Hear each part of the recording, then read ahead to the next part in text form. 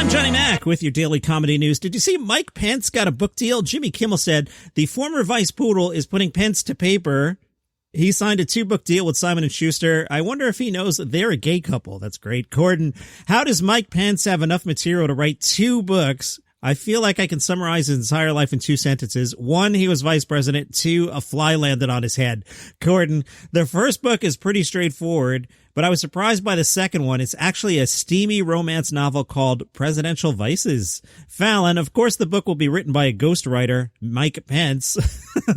Kimmel, this will be the only time pages got whiter after words were printed on them. Fallon, the book is a little different, though. There's a blank white page in the middle with the caption, Selfie. Fallon, of course, Pence is considering a lot of titles for the memoir. First, there's 50 Shades of White. There's also Lord of the Flies. There's Tuesdays with Moron. And finally, Are You There, Mother? It's Me, Your Husband. Kimmel, Pence's publisher calls this the definitive book on one of the most consequential presidencies in American history. Oh, it was consequential, all right. Kimmel, the book will cover not just Pence's time in the White House, but his whole life, including traumatic family events like the time he saw Mother without her bonnet. He even opens up about the time in college he experimented with almond milk. Fallon, I'm sure there'll be a lot of talk about religion, his hopes and dreams, and then maybe a chapter about how his boss tried to murder him. Great stuff, guys. Ricky Gervais, who's always great to mention in your episode title for SEO purposes if you like clicks, he wants to retrain as a scientist to save the planet because he says greedy humans have already effed the earth. Ricky says he always wanted to work in a lab before he went into comedy because he's amazed by evolution and the measures humanity can take to stop the end of the world. Science is all I watch now. My favorite is evolutionary biology, where we came from and where we're going. I want to know everything about evolutionary biology, anthropology, social behavior, and what we can do to save the planet. We put ourselves in charge and we absolutely effed it. We're wiping out thousands of species. If we'd have left it alone, it would have been fine. And we're trying to get around it to repair it with these man-made tools. If we'd just have let it go back to nature, it was a great system. Ricky has some shows booked for the summer in Toronto and New York. I guess he's taking his bicycle to get there. Ricky, you like to dish it out. You got to appreciate me giving you the business there. Ron Funches was on James Corden. Funches had tweeted, when society admits Outkast is better than the Beatles, then we can truly start healing. Clearly, Ron Funches is insane. He backed up his claim on Corden saying some of the things that I grew up with and some of the things that I value aren't necessarily given the same amount of worth. And I think that Outkast and the things they've done for the music industry, how they've moved the entire rap industry to Atlanta, how they changed it from like rapping about drugs to rapping about art, rapping about your life, plus Erykah Badu over Yoko Ono any day. Good point there, Ron Funches. Melissa Villaseñor is going out on tour. She spoke to the AV Club. She says, this hour is for my past 8 years of material. I've had this hour ready and I was actually going to tape it last summer, but then the pandemic happened, so I had to hold off. I've been doing outdoor gigs in LA when I'm home. Zoom shows are a little tough. I kind of put a pause on those ones, but now that everybody's getting vaccinated and things are opening up again, I'm going on tour. I'll be doing comedy clubs, which will be great because there's going to be so many shows, so I'll feel brushed up again. I'll feel better about the hour, and I'll get a lot of practice. Then when I go home to LA, I'll tape the special. AV Club asked, are you asking that people are vaccinated, or are you doing outside where possible? How does this work? Melissa said, I feel fine. Look, I tell every place, no one in the front row. If they're far enough, I feel okay. There's no meet and greet. I actually did a show this weekend in Palm Springs, and everybody was so spread out. It felt good. It's lovely to have the connection with the crowd again, that's for sure. AV Club asked, there's a lot of comedy specials out there. How do you envision your special in a way that's going to make it stand out? Melissa said, last summer, I got the idea for the special, but this year I started performing in people's front yards and backyards. I performed in my friend's treehouse in the backyard for kids. I went up there in the top part, and my comedy became funnier because all my jokes are pretty silly and childlike, so I felt more like a kid. I felt really strong up there because I was really high and really powerful. So at the beginning of the year, I was like, I could write comedy that could totally work outside in front of a treehouse. So my dad is a fence guy. He builds a lot of stuff. He's going to make a little treehouse, and I'm going to perform in front of it in a backyard.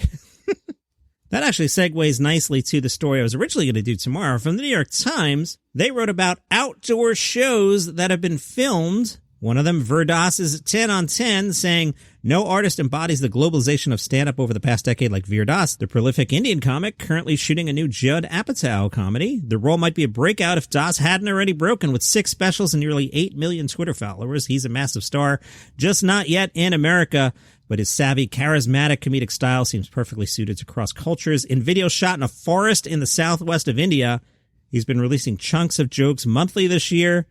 Each takes on a meaty subject big enough to be of interest across the world. You don't need to have seen a speech by Modi to find Das's imitation of his speaking style funny. Das is particularly sharp on accents throughout the world and their meaning, perhaps second only to Trevor Noah. He makes fun at how Indians adopt American or British accents and says they never pick up German or Mexican ones, joking that Indians are aspirational in their accents. After a reference to Harry Potter, he says, "We love British magic here. Remember that trick when they made all our resources disappear?" That sounds fantastic.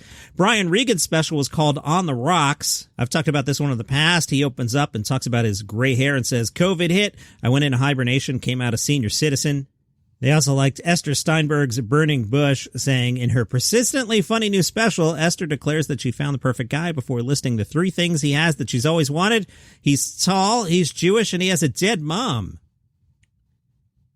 As promised, I'm breaking out Frustrated Jerry Seinfeld half-ass impression.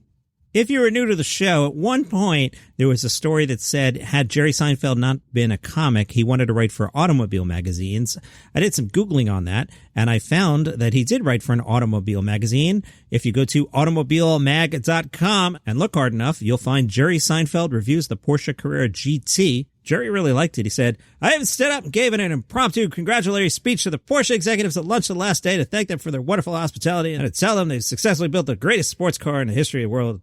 I know I'm only a comedian, but screw it. They have.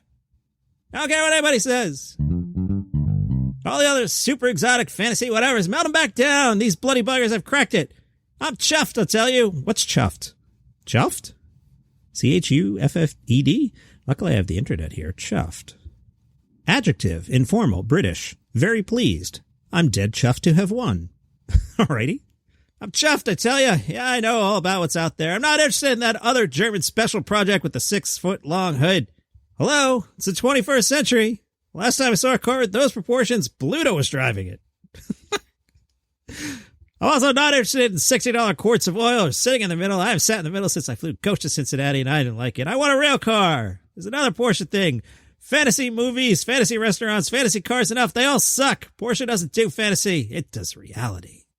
Why is this company so cool? Can you name another company in the history of companies that can get a positive PR spinoff killing one of the biggest movie stars of the 20th century in one of his products? Champion sells a poster with James Dean changing the plugs in the 550 Spider. Why would people want to be associated with a tragic accident? How would that be cool? Somehow it was. Personally, I'd like to die in a Porsche Spider on my way to racing it, making iconic movies during the week, racing aluminum-bodied Porsches in the weekends. Life's only going to get worse for that guy anyway. More half-ass frustrated Jerry Seinfeld impression talking about cars tomorrow. In November 1992, a Simpsons episode premiered that fans and critics would go on to call one of the best in the sitcom's running history, Mr. Plow. That's right, this from The Hollywood Reporter. If you've ever seen the episode Mr. Plow, that name again, it's Mr. Plow. The idea was that Homer buys a massive truck and pays for it by becoming Springfield's snow removal hero, a plot later borrowed by my brother-in-law Mark. Hi, Mark. Hope you're not listening. The whole reason for this episode, writer John Vitti wanted to meet Adam West. Stay with me. Al Jean said, going into season 4, we had lost some of our top writers because they'd taken development deals, and we were nervous about being on this enormous hit with a small staff and not knowing what was coming next. There were shows like Mork and Mindy, which were huge at first and then fell off quickly, and people thought The Simpsons might do the same. It was a real make-or-break season in my mind, so when John Vitti pitched Mr. Plow, I was ecstatic. John Vitti said, I wanted to do a winter episode, and then it occurred to me that if Homer bought a snowplow, we could have him go to a car show, and Adam West could be at the car show, and I could meet Adam West. The story of Homer's realized dream and the bitter duel between friends was mostly a means to those ends. Vitti said, I wrote the Mr. Plow jingle by accident. I'm completely non-musical and wrote that jingle into my draft as a temporary placeholder until Jeff Martin could write something good. It was so terrible that Mike and Al left it in the show. Jeff wrote the Plow King tune, which is why it's so much better than the Mr. Plow song. I'm doing this from memory, but what is it? It's Mr. Plow. That's the name. That name again. It's Mr. Plow. I'm not going to sing for you. You'd have to buy me many coffees at buymeacoffee.com/dailycommon news if you want me to sing the Mr. Plow song. That's a challenge, people. Al Jean said one joke that came in that was definitely Conan O'Brien's was the radio dial saving the truck from going over the cliff. Conan said, what's funny to me now is my 11-year-old son likes the joke, and he's never even seen a radio like that. And I realized it's the equivalent of the coyote getting hit with an anvil while chasing the Roadrunner. Writers of my generation only know what an anvil is because we've seen them on Warner Brothers cartoons, but we've never actually seen one. Who uses an anvil? That's your comedy news for today. You can follow the show on Spotify or Apple Podcasts. If you like what I do, buymeacoffee.com/Daily Comedy News. If you want to hang out, Instagram @Daily Comedy News. See you tomorrow.